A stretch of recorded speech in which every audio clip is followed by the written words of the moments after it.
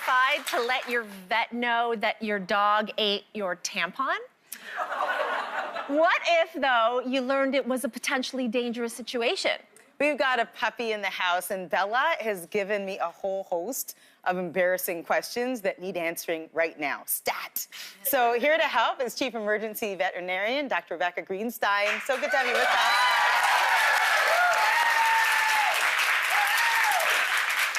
So let's start, Rebecca, by answering that very question, the question of the tampon. What do you do if this happens and your dog actually eats one?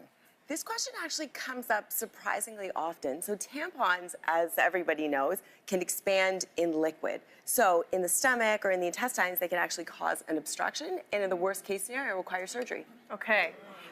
Okay, so I mentioned already my cat, Sally Hot Dog, on the show today, and he's actually a boy, and we thought he was a girl because we didn't see any visible signs to tell us otherwise. Right, right. And we weren't the only ones who were confused, because I have a story for you. One time, he went missing. Turns out he was picked up by a feral cat ring, and when he came home, he reappeared. He had been shaved, like sort of all this area. Someone had tried to spay him, which brings me to the question, is it really, are cats, do they have really hidden penises? Is it hard for a vet to even tell? So I will represent cats right now and say, yes, they do have penises. They're just small, and they're tucked away in a little fold of tissue called the prepuce. So it's understandable to me why that could happen. But a vet really should find the penis, right? Yeah, that's sort of what we do. That's what we do. Great. Thank you. We have a question from Stefan Gauthier on Facebook. Now, Stefan says, why does my dog eat his own poo? Stefan, I feel your pain because my beagle puppy Elvis also likes to eat his own poo, and his brother Barney's poo, and his friend Libby's poo, and every other poo that he can find on the beach. We've tried everything. He is not deficient in anything. This is a spoiled royal beagle, but he just loves the flavor. What is it, and is this common? It's very common, and it doesn't matter what you feed your dogs. A lot of them do have a tendency to eat poop. Theirs, someone else's. Sometimes there's a medical reason behind it, so they'll have a nutritional deficiency, or their intestines can't absorb their diet very well, sometimes a hormonal imbalance, but a lot of times it stems from boredom or separation anxiety. Interesting. Our next question comes from Amanda Anderson on Twitter, and she asks, my dog's anal glands won't empty on their own and have ruptured in the past. Do I have to use a vet to empty them? Yeah, my sister used to have this problem. Very common. My sister had this problem with her dog. And you people don't want cats?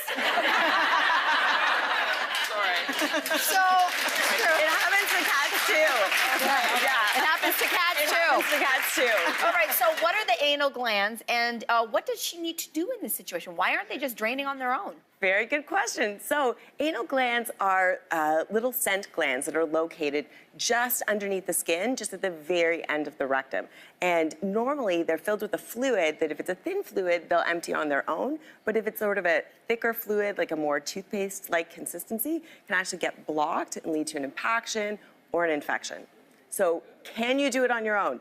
I don't know why you'd want to do it on your own. Like, you can, but why would you want to? So usually your groomer or your vet can show you how, but I don't know how involved you really want to be with your dog or cat's So go to your vet. Go to your vet, yes. You can, though. I mean, my husband Jacek does it for our dogs. Which is amazing. But he was trained. He asked the vet to take him back to the room to show him how to do it. I'll tell you why he does it. I'll tell you why he does it. Okay. He's cheap.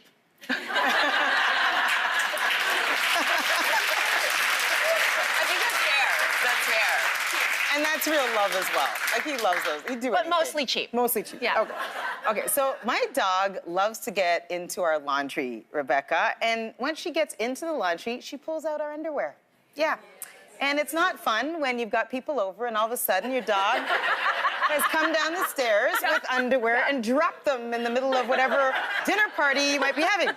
Okay, so clearly I'm not alone. Teresa Siriani on Facebook also has this problem and says, why does my dog eat my underwear? What exactly is happening, Rebecca? Very good question. So in people, there are a lot of sweat glands that are located in your underwear region, so this makes them particularly appetizing for dogs.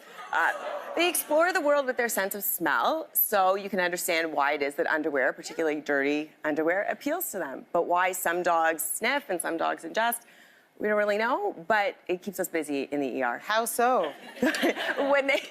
So they love to eat socks, they love to eat underwear. The first surgery that I ever did was actually to take out a woman's one-piece bathing suit. And this was not a small bathing suit. Wow. It was a huge bathing suit. Wow. It was a big lady. Yeah. Wow. Yeah. Okay, so I always like to think of my dogs as if they're not feeling well, like if, you know, Elvis has eaten some poo and isn't feeling well, his nose goes dry. Because typically, my dogs at least, their noses are wet and cold. You know, they like bump up against your leg and you know they're there.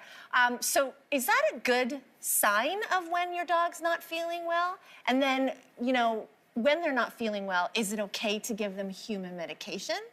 So these are two really good questions. So number one, a wet nose does not equate with the health of your dog. So dogs come in and they're really, really sick, and the owners seem to be preoccupied with like, oh, their nose is dry. So dogs' noses are wet for a whole bunch of reasons. That's how they lose heat. They're also licking their noses a lot, but it doesn't mean anything if their nose is dry. Older dogs can have a drier nose if they've been out in the sun. So these things are not necessarily, they don't equate with each other. A really important question that you asked about medication. If it's not prescribed for them, or if it's prescribed to you, don't give it to them. Certain medications, aspirin, can be fatal to cats. Tylenol for dogs, also a huge no-no. Keep your drugs in your own medication What about cabinet. Pepto-Bismol? Love the Pepto-Bismol. Okay, so Pepto-Bismol isn't bad for dogs. The only problem is it can lead to a lot of confusion because it makes their poop black. It makes our poop black as well. See, more you know. But the other thing that can cause black poop is actually blood in the stool. So it can make it really confusing. It's really confusing. Yeah. Okay, all right. So our animals shouldn't have our medication, but what about our food? Because my dog sits and begs at the table while we're eating, and I kind of feel like I should just pull up, you know, a plate or something for her, and she can have the chicken or, you know, whatever we're eating. Should they be eating what we're eating? Okay, another really good question. It really depends. Do you want to keep feeding your dog from the table forever? No. My philosophy is you don't negotiate with terrorists. So if they're begging from the table and they want scraps and you feed them, then really what you're reinforcing is you should be begging all the time. So if you want to stop the behavior, don't feed them from the table. The other thing is dogs do not benefit from eating a variety of foods the way we imagine that they do. So they also can't metabolize fats the same way we do, so they can get really sick. And toxic foods, tons of them. Grapes, onions, raisins, garlic, chocolate. I can list them off because I say this so often to clients. And macadamia nuts are even toxic to dogs. Stick to their own kibble. Okay. Stick to their own kibble. Absolutely. Got it. This has been awesome. Thank you so much, Rebecca. Thank you.